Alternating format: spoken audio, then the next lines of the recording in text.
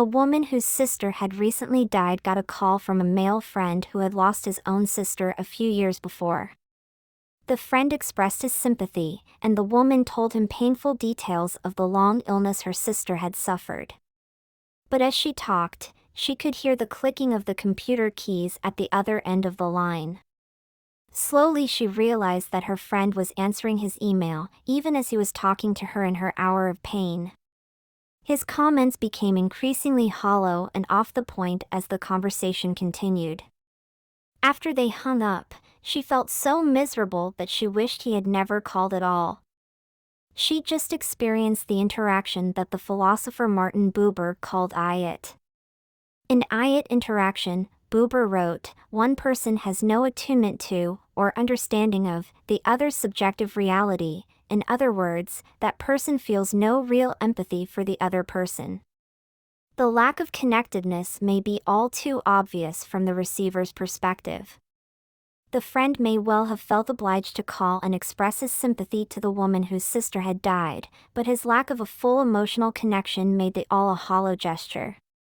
Psychologists use the term agentic for this cold approach to others.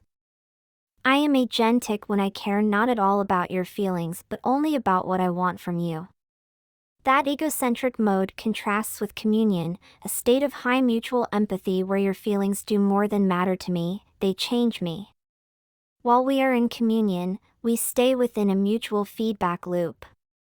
But during moments of agency, we disconnect. When other tasks or concerns split our attention, the shrinking reserve left for the person we are talking with leaves us operating on automatic, paying just enough attention to keep the conversation on track. Should more presence be called for, the result will be an interaction that feels off. Multiple concerns damage any conversation that goes beyond the routine, particularly when it enters emotionally troubling zones.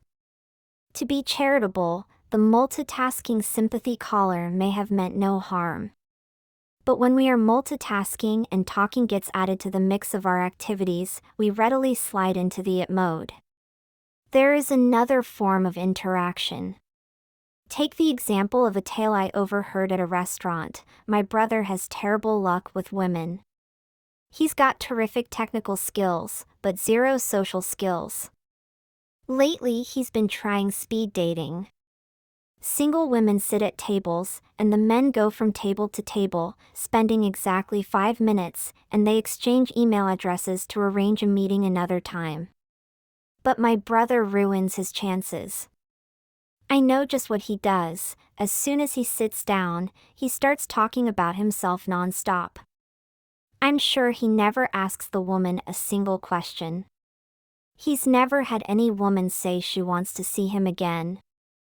For the same reason, when she was single, opera singer Alison Charney employed a dating test. She counted the amount of time it took before her date asked her a question with the word you in it. On her first date with Adam Epstein, the man she married a year later, she didn't even have time to start the clock. He passed the test right away. That test looks for a person's capacity for attuning, for wanting to enter and understand another person's inner reality. This sort of empathetic connection is called IU.